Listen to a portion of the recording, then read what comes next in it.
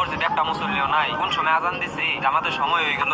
এই দাঁড়ান দাঁড়ান ইমাম সাহেব, আপনি একলা জামাত করতেছেন, মসজিদে মুসল্লি কই? মুসল্লি কি এর নাই এটা তো আর আমি জানি না। কিন্তু আমি জানি এই মসজিদে কোনো মুসল্লি আসে না। কি এর নাই? আগে নামাজটা পড়ান, তারপর বলতেছি। আল্লাহু ইমাম সাহেব আকবার। দাঁড়ান। আসসালামু আলাইকুম রাহমাতুল্লাহ। আপনাদের এই মসজিদের সভাপতি কি? সভাপতি তো এই যে উনি। আপনি সভাপতি? হ্যাঁ, আমি। আপনাদের এই এত বড় মসজিদে জামাতের সময় একটা মুসল্লি নাই কি জন্য? এই মসজিদে এসি লাগাইলাম, ফ্যান লাগাইলাম, টাচ করলাম, এরপরেও গিলগেদা মানুষ আসে না, এটা তো করবে না। কিন্তু আমি জানি জামাতের সময় এই মসজিদে কেন মুসল্লি আসে না। কেন? তাহলে শুনেন। শহীদ, ওই শহীদ, মাদ্রাসায় যাবি না? মাদ্রাসার সময় হয়ে গেছে। চল চল, আমি সবার আগে উঠছি আঙ্গুর বাড়ির মধ্যে। মারুফকে ডাকতে হইব। মারুফ, ওই মারুফ, মাদ্রাসায় যাবি না? বেশি তোমাদের এক কথা যাবো তোমরা, আমার বলা যাইতো না। মারুফ যাইতো না রে, চল যাই গিয়া।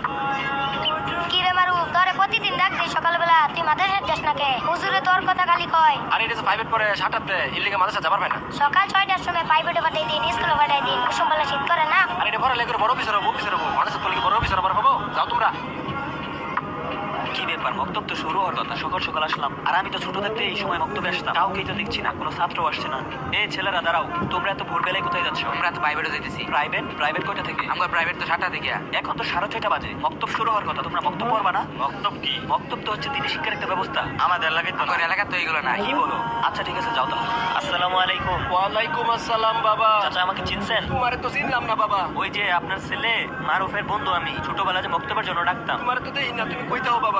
আমি তো চাচা ঢাকা চলে গেছিলাম, আইসা বললাম আর কত থাকবো। আচ্ছা চাচা, আপনার এখন কি অবস্থা? আমার তো বাবা অবস্থা ভালো না। আমার পুরানা এই যে ঢাকা গেছে, ঢাকা গিয়ে বিয়ে করে আমার ভুলে গেছে।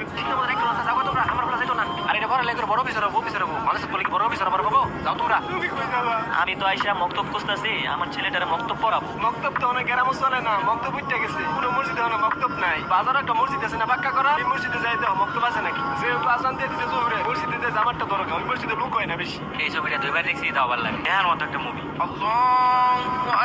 এই আজান দিছে, টিভি বন্ধ কর, টিভি বন্ধ কর। বন্ধ করতেছি। এরা তো দেখছি নামাজে যাওয়ার জন্য টিভি বন্ধ করে দিচ্ছে। এই আজান চাই, টিভি জোটা ধরি। চাচাই তো তাহলে ঠিকই কইছে, মসজিদে একটা লোক যায় না নামাজের জন্য। আচ্ছা আপনি এখন বলেন যে আপনার মসজিদে কেন মক্তব নাই? আশেপাশের কোনো মসজিদে তো মক্তব নাই। নজওয়ানটা বন্ধ করেন, আশেপাশে কোথায় নেই সেটা তো আমি প্রশ্ন করি নাই। আমি প্রশ্ন করছি আপনার মসজিদে কেন মক্তব নাই? আসলে মসজিদের তো অনেক খরচ, এই কারেন্ট বিল, ইমামের বেতন সব মিলিয়ে মক্তব চালু করা সম্ভব হয়। চুপ করেন, আপনার খরচ থাকে না কেন?